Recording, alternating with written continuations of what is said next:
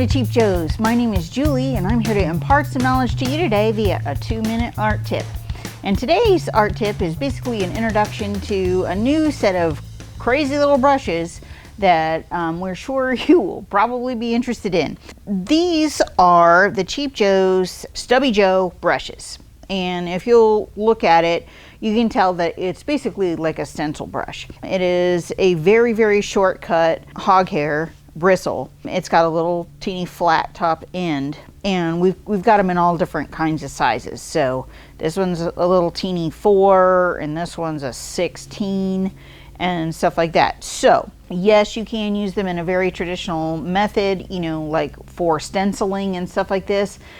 I also would likely use them for scumbling or a dry brush application in acrylic. So when you're just kind of smoothing color around, or as like Allie likes to talk about, you got to make the blending sound. That this is perfect for that. Using this larger scale one will be great for blending backgrounds in, you know, large spaces in really quickly, you know, because it has so much direct contact surface with the painting surface. It's stiff, it's you know, it is a bristle, but you know, they're also very, very inexpensive, so you can play with these in lots of different ways and not be all too worried about like how it's going to end up, you know, because it's not a massive investment by any means and stuff like this. But these are really wonderful, and what I kind of wanted to do today was do something a little weird and kind of show you how much fun these can be. Because yeah, I mean, yes, you can use them with, you know, acrylics. Yes, you can use them with watercolor. You can also use them with oil. Doesn't matter. All of those things are viable methods, but I kind of wanted to use these in a different way to kind of you know, see how, you know, you can just kind of push the limit and like try something completely new. So what we're going to do is I'm going to use just these 2 brushes, and we're going to create an abstract in watercolor using some watercolor directly out of the tube with these brushes. And then we're going to play with a little bit of alcohol treatment and stuff like that and do some fun things. So just bear with me. We're gonna have a little demo time, and so you can see kind of how fun and different these are. And if it goes a little whack, you know, it's probably I had the flu, so we'll blame it on that. All right, so I am gonna dampen this just a little bit, but not a lot. So I'm just taking straight American Journey watercolor and working it into the end. And I'm working on an Arch 300-pound hot press, a natural white, and just because I wanna, and it's pretty. So that's what we're doing right here. So we got a little bit of water happening, but mostly this is just dry brush pushing it around like that. So now we got some Dan Smith coming online here because I just love them and they're cool.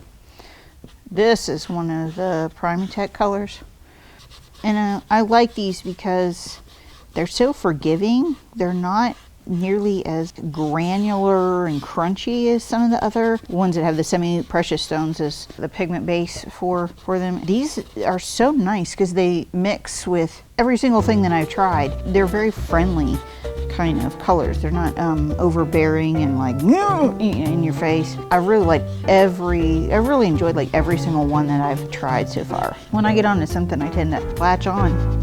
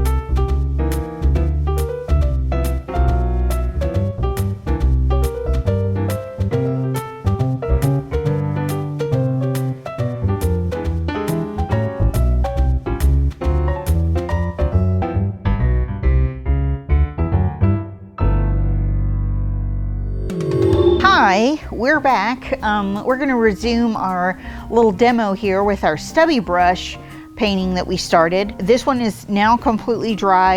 It's been drying for probably about an hour or more. There's a little bit of flex in this, but I'm going to do a little bit of ink line work on this and just give you a feel for like how I would likely finish something like this up. I'm really happy with some of the effects where the alcohol interacted with some of the semi-dry watercolor. There's a lot of undulation in here and some cool stuff happening. So I'm gonna go ahead and do a little bit of line work on here and show you what I would do with this.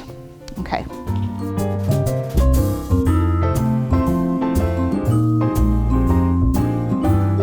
This is kind of like a whole different area for me, whereas my understanding or feeling about my work was that if I wasn't doing something representational, that it was somehow less than. And now, as I kind of talked about before, that I am, you know, maybe older, maybe a little bit wiser, or can also look at it as I kind of don't care as much.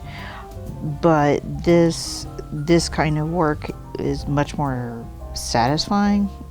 I feel a lot more connected to it right now than I do my representational stuff. Now granted, I'm not, you know, completely not doing that, but this is what's really holding my attention here lately. And I find the pieces to be very relaxing. I mean, yes, there's deliberate mark making taking place, but I find that I'm not as keenly aware of the decision making that's going on, and it's super relaxing and fun, and I connect with it so much more than I ever thought I would doing this kind of stuff. So I have really kind of deep-ended into this area here lately, and have found that, you know, a lot of people seem to respond to it. I hadn't anticipated that, so it's kind of a nice thing, you know. And maybe that comes from like the fact that it, you know,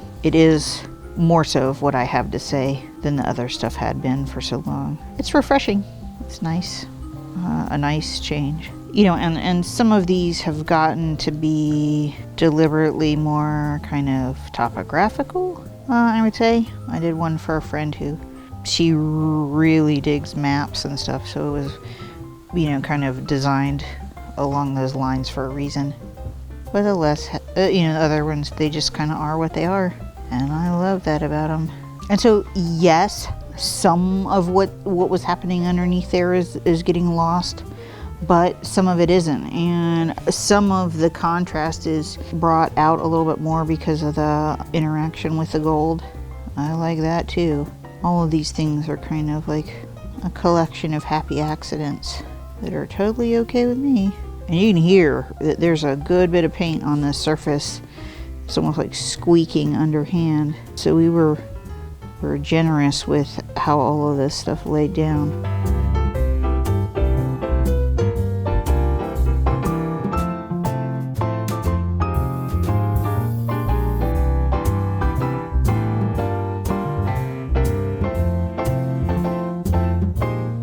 So, maybe a little bit more than you need to know about a stubby brush, but I wanted you to get a full picture of like how the different ways that you could use this, and maybe a few like out of the box kind of ways to look at this.